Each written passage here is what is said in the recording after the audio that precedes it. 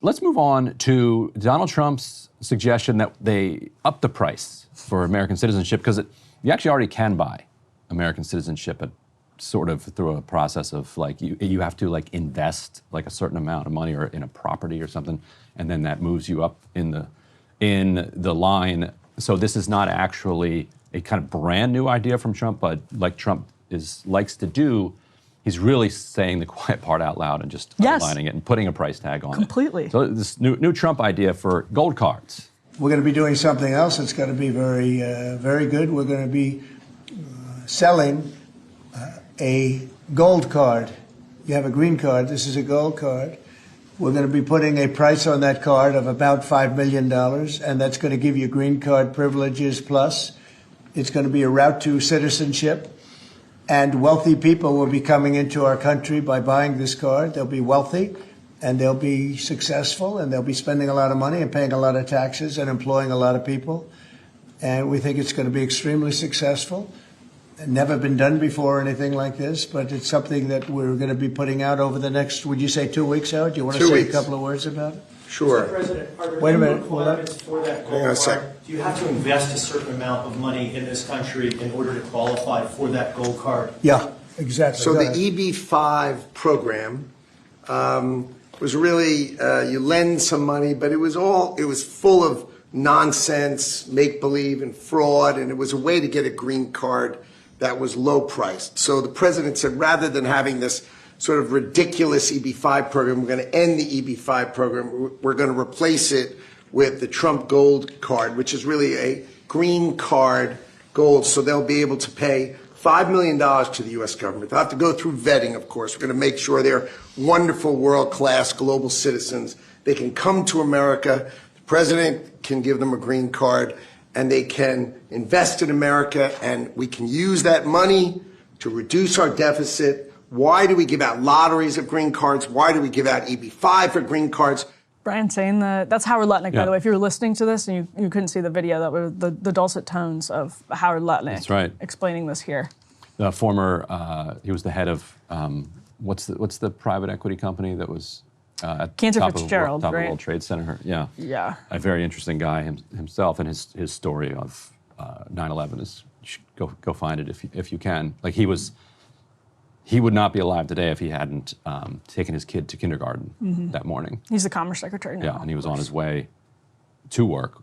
And I think they lost more than 600 people at Cantor Fitzgerald. So separate from that, so the EB-5 program, they're kind of right that it's rife for abuse. Basically, you have to tell the government, you have to convince the government that that the amount of money that you're investing is going to create a certain amount of jobs, and the threshold for it is different. How do you define it? How do you prove it? How do you actually make sure that somebody's actually doing it or not? Yeah, it's all difficult. It's all subject to different judgment calls, and so Trump's like, look, let's make it simpler. Write a check, $5 million, pay to the order of U.S. Treasury. Yep. I guess they'll run a background check on your oligarch status. He said, will they? He said, are you going to let Russian oligarchs in? And he said, hey, some Russian oligarchs are not good people. I've met them.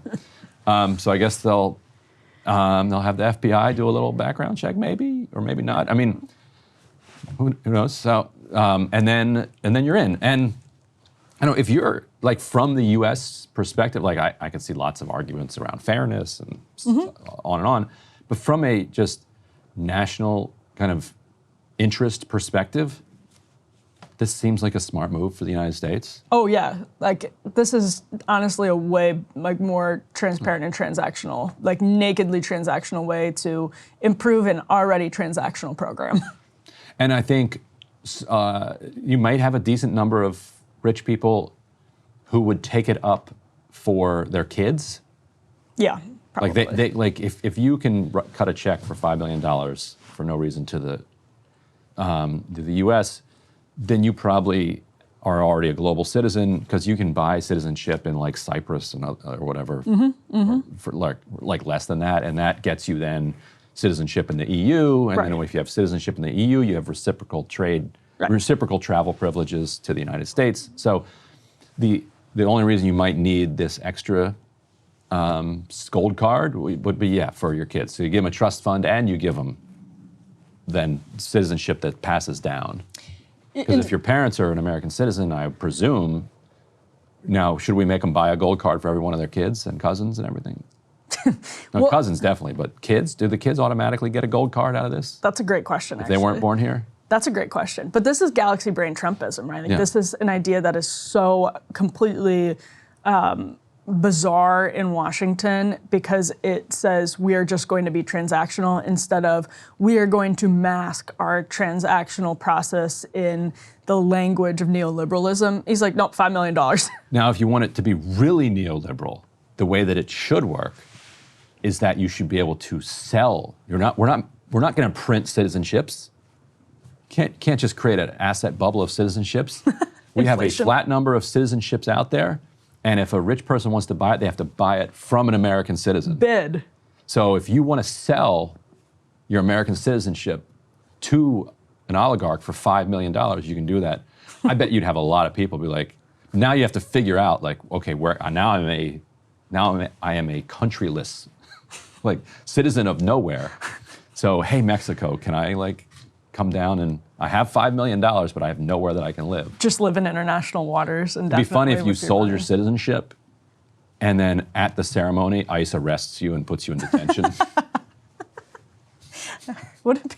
I mean, yeah, I guess That'd it be would hilarious. kind of funny. But that's the thing. Like, so our visa program is obviously, I mean, it's very complicated, but there are all different ways that elite companies are already gaming the system and rich people are already gaming the system. So Trump is like, if make it we're clean. going Yeah. to do it, just streamline the process and be honest about it and stop like allowing these companies to poke different holes based on their privileges and their lobbying carve-outs and all of that. So honestly, like, if we're going to have this system, whatever, $5 million gold cards, might as well. But we don't like people that become poor after they're rich. So shouldn't we charge them like $1 million a year?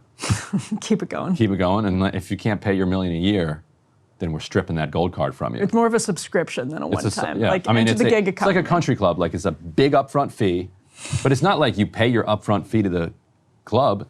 I mean, you wouldn't do that for Mar-a-Lago.